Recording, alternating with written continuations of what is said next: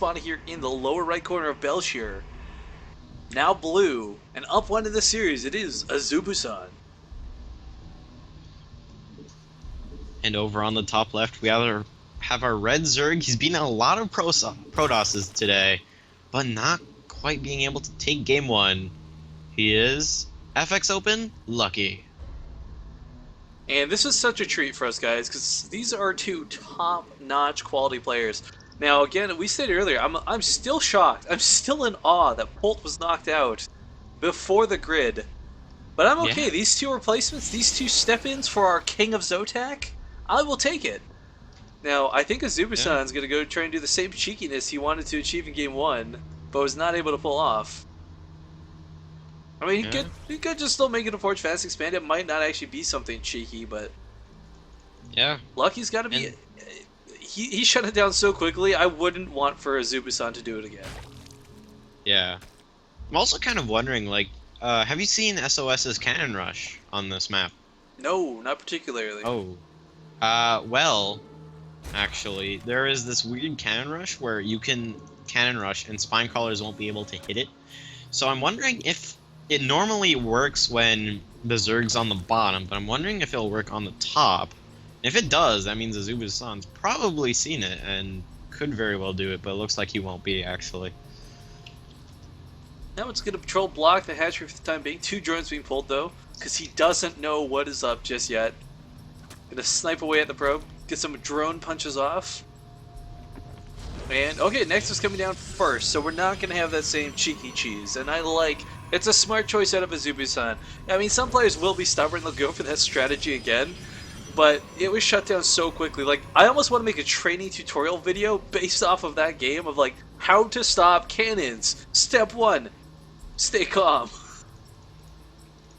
Yeah, it was just so well done by Lucky, but of course he wasn't quite able to kind of make his Nidus worm play work as well because he kind of misplaced it a bit. But going into game 2 now, it looks like he's going to be doing a more type of build that we normally see from Lucky, as he is throwing down his gas fairly quickly.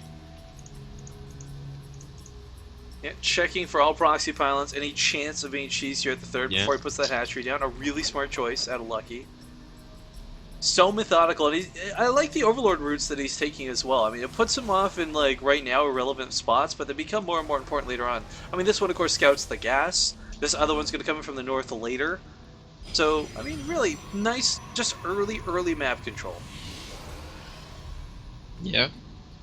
And right now, looks like Cybernetics Score will get put down. It looks like it's actually on the outside of the wall. It is. That's not going to be too comfortable. It is very risky to have it out there like that. I've seen players lose their Cybercore before Warp Tech finishes. But the question is, does Lucky say, hey, I see that really exposed Cybercore, do I go for 8 roaches really quick? Chances are, the answer is going to be no. I mean, you kind of have to stick on 2 bases to really make that work. And it's nice sniping that early. It's kind of like getting a Terran stim. It hurts the Protoss player, but it doesn't end the game for them. Yeah, and also a Cybercore, unlike stim research, it's actually required throughout the entire game, because if you don't have it, then you can't make sentries or stalkers, and Protoss without sentries or stalkers is a very sad zealot.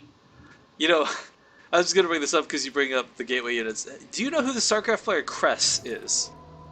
Cress, the guy who plays with the Xbox 360 control? Yes.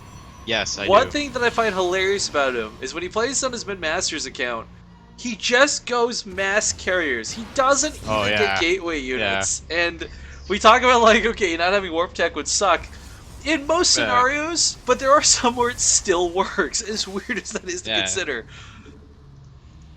Yeah. Crest, though, he's kind of he's like a miracle player, though.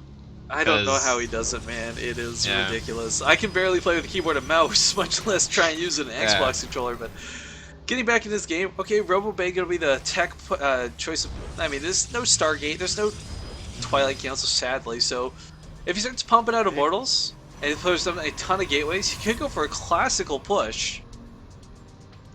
And the thing is, like, the Immortal Sentry all in, it still works.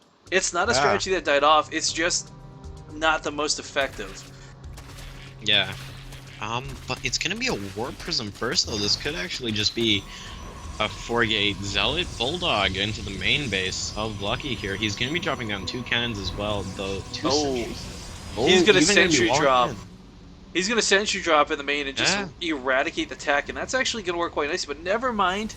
I thought he's gonna pick up the sentries and go, but not confident. He leaves them behind. Damn it, AZUBUSan. Why can't you just let me guess what you were doing, sir? Yeah. Well, right now it looks like he's just going to be leaving 3 sentries at his base, and this could actually just be a very smart choice. I think yeah, you're it right will with the just be. Zealots, yeah. Yeah, it's going to be a Zealot Bulldog, not 4, just 3 at the moment. But Sentry Immortal after a Zealot Bulldog. This is going to be interesting. Oh, Roach is coming in here at home. He can zone a good chunk of these Lings out. He can't really afford to lose this Cyber Core. This is the danger of having it out like that.